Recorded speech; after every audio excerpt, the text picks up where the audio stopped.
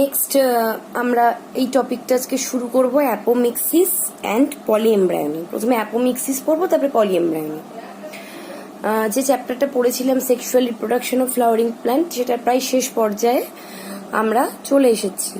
এর মধ্যে অ্যাপোমিক্সিস, পলিএমব্রায়োনি আজকে পড়বো, আর কিছু জিনিস ওই পার্থেনোকার্পি এগুলো বাকি থাকবে, আর অল্প মাত্র জিনিস বাকি আছে। সিড অবধি আমরা পড়ে নিয়েছি। এবার অ্যাপোমিক্সিস জিনিসটা কি? অ্যাপোমিক্সিস জিনিসটা কি? অ্যাপো মানে উইদাউট, মিক্সিস মানে ম্যারেজ। যদি আমরা সোজা ভাষায় বলি তাহলে নিষেক বা ফার্টিলাইজেশন ছাড়া যদি এমব্রিও ফর্মেশন হয় এবং সিড ফর্মেশন হয় তাকে বলা হচ্ছে অ্যাপোমিক্সিস। যদি নিষেক বা ফার্টিলাইজেশন ছাড়া এমব্রিও এবং সিড ফর্মেশন হয় তাকে বলছে অ্যাপোমিক্সিস। ঠিক আছে, তাকে বলছে অ্যাপোমিক্সিস। এটা এক ধরনের বলতে পারি আসেক্সুয়াল বা ভেজিটেটিভ টাইপস অফ রিপ্রোডাকশন পদ্ধতি, যেটা সেক্সুয়াল রিপ্রোডাকশনকে ফলো করার বা কপি করার চেষ্টা করে। এটা এক ধরনের আসেক্সুয়াল, মানে ফার্টিলাইজেশন হচ্ছে না, কিন্তু এরা সেক্সুয়াল রিপ্রোডাকশনকে কপি করার চেষ্টা করে। এখানে কি হয়, সরাসরি স্পোরোফাইটিক কোষ থেকেই এমব্রিও ফর্মেশন হয়ে যায়। সরাসরি স্পোরোফাইটিক কোষটা 2N থেকে মাইটোসিস ডিভিশন হয়ে এমব্রিও ফর্মেশন হয়ে যায়। এখানে অনেক ক্ষেত্রে মিওসিস হয় না, অনেক ক্ষেত্রে একটু ডিফেক্টিভ মিওসিস হয়, দিয়ে মাইটোটিক্যালি ডিভাইড হয়ে এমব্রিও ফর্মেশন এবং সিড ফর্মেশন হয়ে যায়।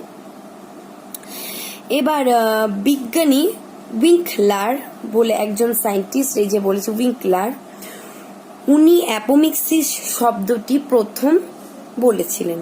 অ্যাপোমিক্সিস শব্দটির ব্যবহার প্রথম করেছিলেন উইঙ্কলার। এবার আরেকটা কথা, যেসব প্ল্যান্টের ক্ষেত্রে অ্যাপোমিক্সিস হয় তাকে অ্যাপোমিকটিক প্ল্যান্ট বলে। যেসব প্ল্যান্টে অ্যাপোমিক্সিস হয় তাকে অ্যাপোমিকটিক প্ল্যান্ট বলে। ঠিক আছে, অ্যাপোমিকটিক প্ল্যান্ট বলে। আর মানে যে উদ্ভিদে হয় অ্যাপোমিক্সিস, যেসব উদ্ভিদে ঘটছে তাকে অ্যাপোমিকটিক প্ল্যান্ট বা অ্যাপোমিকটিক উদ্ভিদ বলে। আর অ্যাপোমিক্সিস পদ্ধতিতে উৎপন্ন উদ্ভিদকে অ্যাপোমিক্ট বলে। অ্যাপোমিক্সিস পদ্ধতিতে উৎপন্ন উদ্ভিদকে অ্যাপোমিক্ট বলে।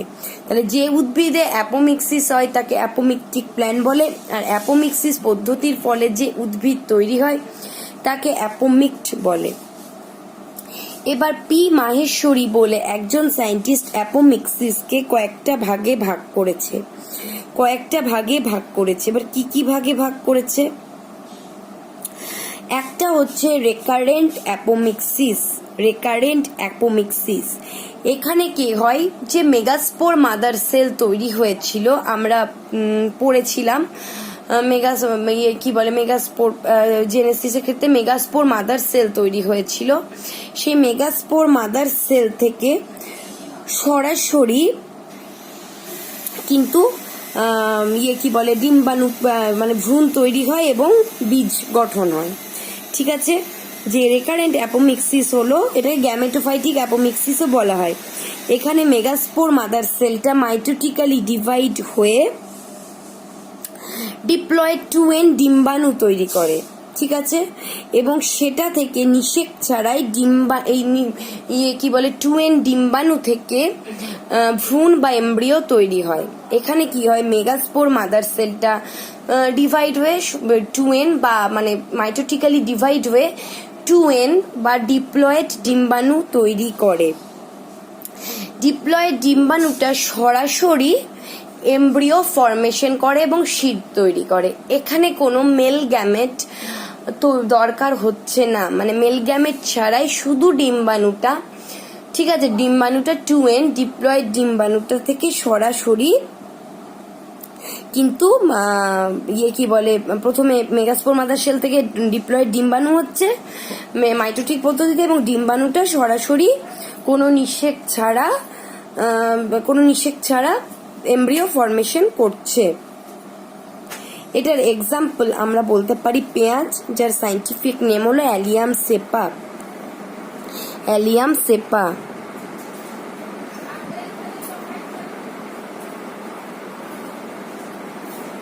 সেটার নাম হচ্ছে অ্যালিয়াম সেপা। ঠিক আছে, এই পেঁয়াজের সাইন্টিফিক নেম হচ্ছে অ্যালিয়াম সেপা। এটা রিকারেন্ট অ্যাপোমিক্সিসের এক্সাম্পল। এরপরে যেটা আছে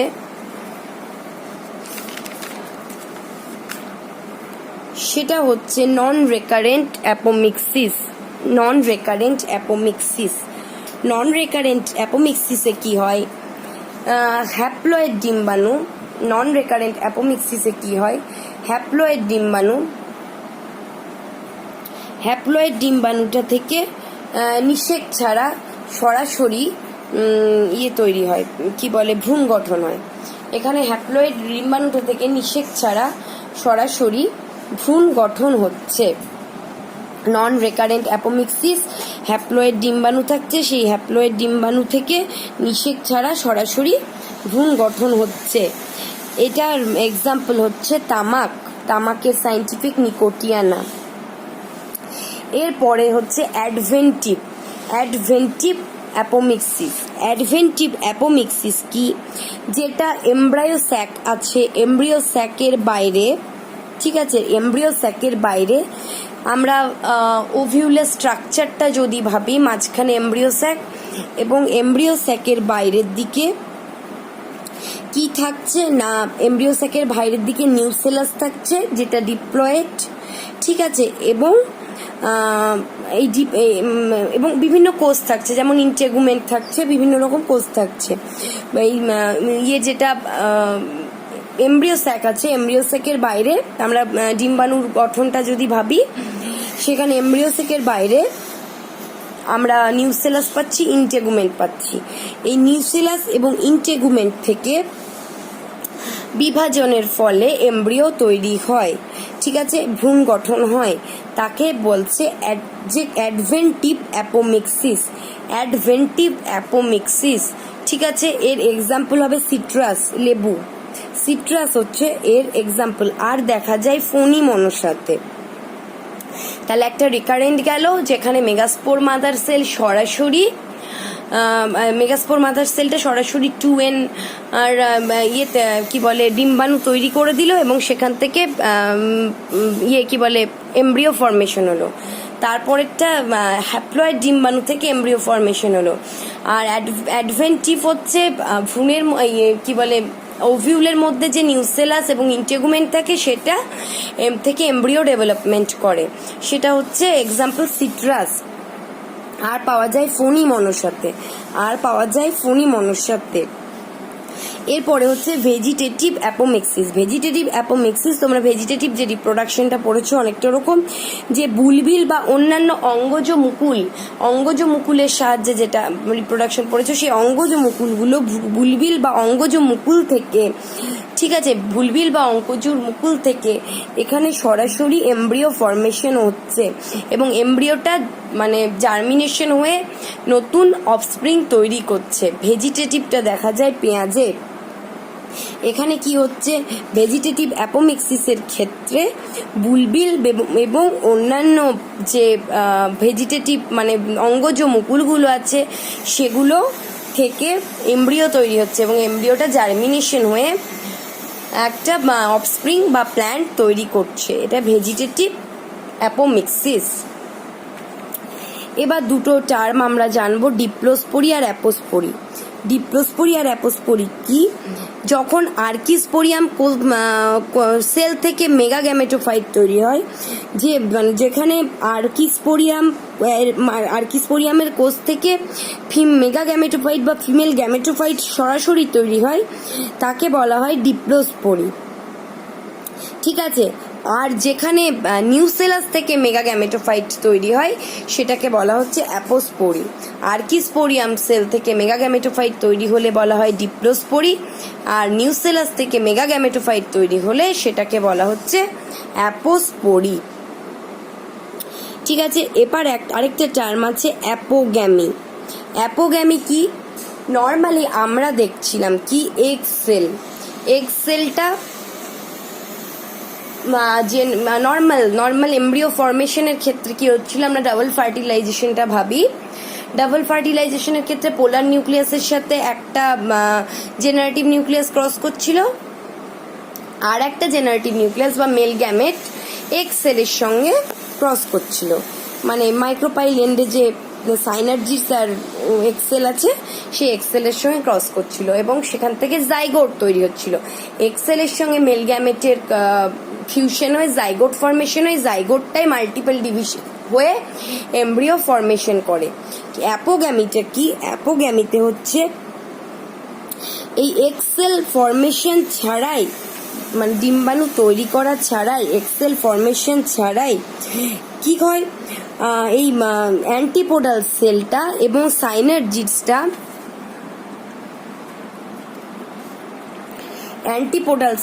এবং সাইনার্জিডসটা থেকে এমব্রিও ফর্মেশন হয়। নর্মাল এমব্রিও ফর্মেশনের ক্ষেত্রে কি হচ্ছিল, এক্স সেলটা মেল গ্যামেটের সঙ্গে ফিউজ করে জাইগোট ফর্মেশন করছিল, জাইগোটটা মাল্টিপল ডিভিশনে গিয়ে এমব্রিও তৈরি করছিল। কিন্তু যখন এক্সেল ছাড়াই অ্যান্টিপোডাল সেল এবং সাইনার্জিডস থেকে ডিভিশনের মাধ্যমে এমব্রিও ফর্মেশন হয়, তাকে বলা হয় অ্যাপোগ্যামি। এগুলো শর্ট কোশ্চেন হিসাবে আসতে পারে, ঠিক আছে, এগুলো আসতে পারে।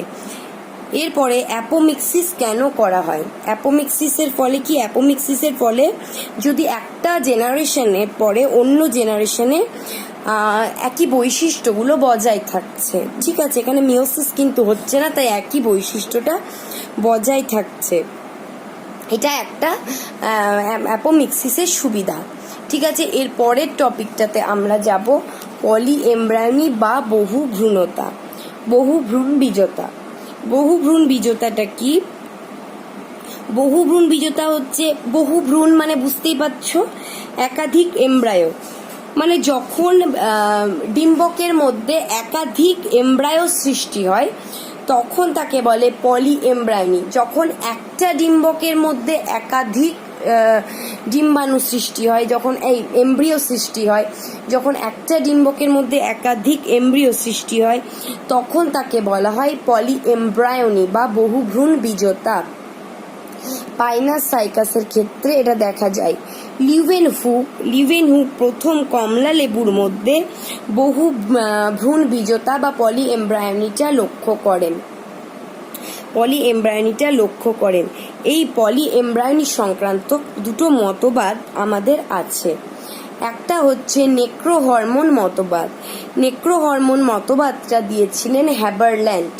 নেক্রোহরমোন মতবাদটা দিয়েছিলেন 1921 খ্রিস্টাব্দে হ্যাবারল্যান্ড। উনি কি বলছেন?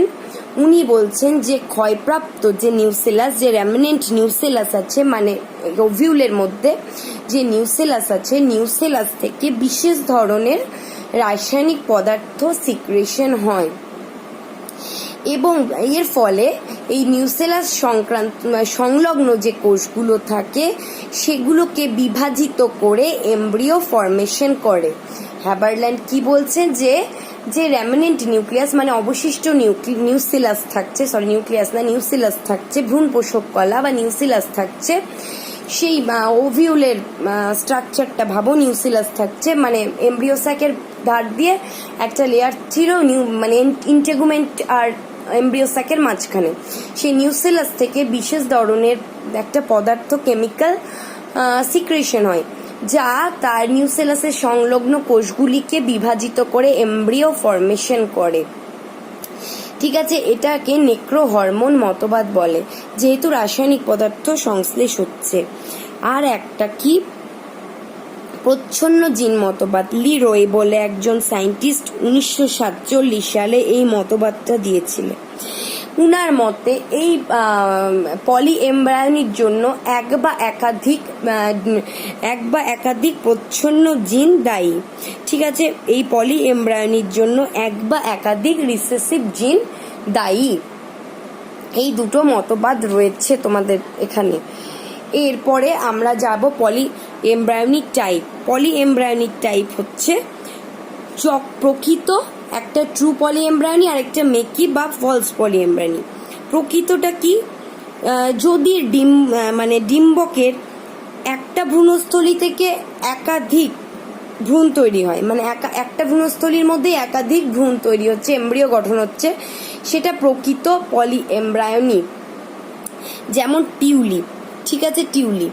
কিন্তু এখানে মেকিটা কি, একাধিক এমব্রিও ফর্মেশন হচ্ছে, কিন্তু কি হচ্ছে, কিভাবে হচ্ছে না, নর্মালি জাইগোট থেকে যখন কি বলে ওই ডাবল ফার্টিলাইজেশনের ফলে জাইগোট ফর্মেশন হয়, ওই জাইগোট থেকে একটা এমব্রিও ফর্মেশন হয়। নর্মালি যেমন এমব্রিও ফর্মেশন আমরা এমব্রিও ডেভেলপমেন্ট পড়েছিলাম, সেখানে জাইগোট থেকে একটা এমব্রিও ফর্মেশন হয়, আর বাকি নিউসেলাস থেকে একাধিক এমব্রিও ফর্মেশন হয়। এটাকে বলে ফলস বা মেকি পলি এমব্রায়োনি। এখানে সিট্রাস আর পেঁয়াজের ক্ষেত্রে দেখা যায়, সিট্রাসের ক্ষেত্রে 2 থেকে 40টা এমব্রিও ফর্মেশন হয়, পেঁয়াজের ক্ষেত্রে 5টা এমব্রিও ফর্মেশন হয়। তাহলে কি হচ্ছে, একটা এমব্রিও হচ্ছে জাইগোট থেকে, মানে নর্মাল এমব্রিও যেটা ডেভেলপমেন্ট পড়ছিলাম মনোকট এবং ডায়াকটের ক্ষেত্রে, এবং জাইগোটটা মাল্টিপল ডিভিশনের পরে এমব্রিও ফর্মেশন করে, সেটা একটা, আর বাকি এমব্রিওগুলো নিউসেলাস থেকে তৈরি হয়। এটা মেকি পলি এমব্রায়োনি।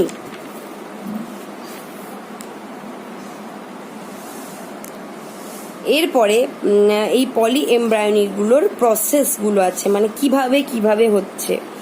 প্রথমটা হচ্ছে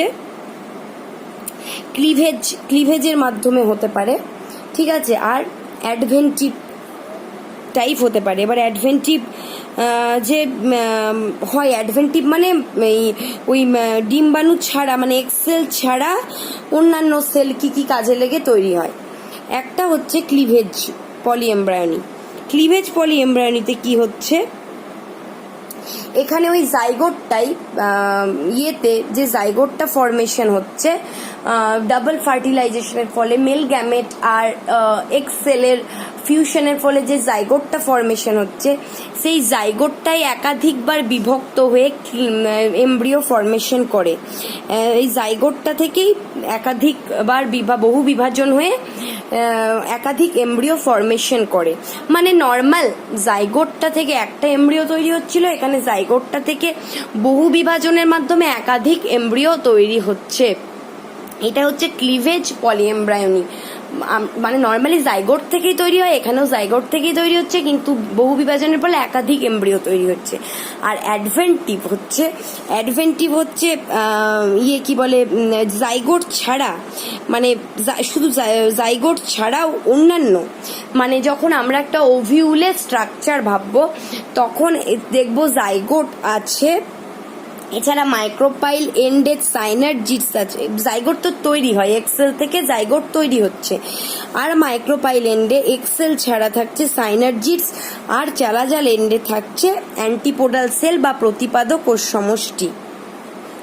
ঠিক আছে, আর কি থাকছে, আর ডিম্বাণুর গঠনের মধ্যে দেখতে পাচ্ছি নিউসেলাস, ঠিক আছে, আর ইন্টেগুমেন্ট। মানে পলি এমব্রায়োনি মেনলি জিনিসটা কি, আমরা তাহলে এই আলটিমেট বলতে পারবো কি, যে নর্মাল ক্ষেত্রে আমাদের মানে ওই ডিপ্লয়েড জাইগোটটা থেকে এমব্রিও ফর্মেশন হয়।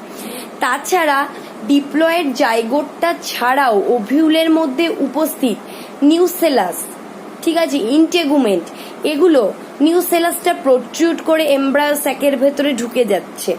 ইন্টেগুমেন্টের কিছু সেল প্রোট্রুড করে, মানে পেনিট্রেট করে এমব্রিও স্যাকের মধ্যে ঢুকে যাচ্ছে, দিয়ে সেখান থেকে এমব্রিও ফর্মেশন হচ্ছে, সেটাই পলি এমব্রায়োনি। ঠিক আছে, মানে ডিপ্লয়েড জাইগোট থেকে হচ্ছেই নর্মাল, তাছাড়াও একাধিক এমব্রিও ওভিউলের বিভিন্ন অংশ, যেমন ইন্টেগুমেন্ট, সাইনারজিডস, অ্যান্টিপোডাল সেল, নিউসেলাস থেকেও তৈরি হচ্ছে। তাহলে এখানে কি নর্মালি জাইগোট থেকে হচ্ছে, কিন্তু একাধিক। আর অ্যাডভেন্টিভটা হচ্ছে যে জাইগোট ছাড়াও যখন ডিম্বাণুর মধ্যে, জাইগোট ছাড়াও যখন কি বলে ডিম্বকের মধ্যে উপস্থিত একটা ইয়ে থেকে ডিম্বকের মধ্যে উপস্থিত জাইগোট ছাড়াও একটা ওভিউলের মধ্যে উপস্থিত কি থাকে, ইন্টেগুমেন্ট থাকে, নিউসেলাস থাকে, কি বলে মাইক্রোপাইলার এন্ডে সাইনার্জিস থাকে, আর চালাজাল এন্ডে অ্যান্টিপোডালস থাকে। এগুলো যখন এমব্রিও স্যাকের মধ্যে ঢুকে আবার ডিভিশন হয়ে এমব্রিও ফরমেশন করে, তখন তাকে বলা হচ্ছে পলি এমব্রায়োনি। এটা হচ্ছে অ্যাডভেন্টিভ টাইপ, মানে ওভিউলের মধ্যে সাইনার্জিস, অ্যান্টিপোডাল সেল, নিউসেলাস থেকে এগুলো থেকে যখন এমব্রিও ফরমেশন হয় তখন তাকে বলা হয় অ্যাডভেন্টিভ। এই অ্যাডভেন্টিভ টাইপের যে তৈরি হয় সেটা বিভিন্ন পদ্ধতিতে তৈরি হতে পারে। সহকারী কোষ বহুভ্রূণতা, মানে নর্মালি এমব্রিও থেকে জাইগোট থেকে একটা এমব্রিও তৈরি হয়, জাইগোটটা তৈরি হচ্ছে ডাবল ফার্টিলাইজেশনে, আর সাইনার্জিস থেকেও আবার একাধিক এমব্রিও তৈরি হয়। এটা ফণী মনসা গাছে দেখা যায়। আচ্ছা, এরা কি কি বলে আলমাসে দেখা যায়। এখানে কি জাইগোট থেকে এমব্রিও তৈরি হয়, তাছাড়া অ্যান্টিপোডাল সেল থেকে এমব্রিও ফরমেশন হয়, যেটা এমব্রিও স্যাকের মধ্যে তৈরি হচ্ছে ওভিউলের। ঠিক আছে, এবার নিউসেলার। ওভিউলের এমব্রিও স্যাকের বাইরে এবং ইন্টেগুমেন্টের ভেতরে একটা লেয়ার থাকে, সেটাকে বলে নিউসেলাস। এই নিউসেলাসের কিছু সেল প্রোট্রুড করে ওভিউলের এমব্রিও স্যাকের মধ্যে ঢুকে যায় এবং সেখান থেকে একাধিক এমব্রিও ফরমেশন হয়। এটাকে বলে নিউসেলার পলি এমব্রিওনি। ঠিক আছে, আর কি ইন্টেগুমেন্টারি পলি এমব্রিওনি ইউনিমাসে দেখা যায়। ইন্টেগুমেন্টারি পলি এমব্রিওনিটা কি? ইন্টেগুমেন্টারি পলি এমব্রিওনি হচ্ছে ওভিউলের যে বাইরের ডিম্বক ত্বক থাকে, মানে ওভিউলের যে ইন্টেগুমেন্ট থাকে, সেই ইন্টেগুমেন্ট থেকে যখন একাধিক এমব্রিও তৈরি হয়, মানে এমব্রিও ফরমেশনে যখন একাধিক এমব্রিও ফরমেশনের ক্ষেত্রে যখন ইন্টেগুমেন্ট অংশগ্রহণ করে, তাকে বলা হচ্ছে ইন্টেগুমেন্টারি পলি এমব্রিওনি। ঠিক আছে, তাহলে পলি এমব্রিওনি সম্পর্কে ধারণাটা হলো।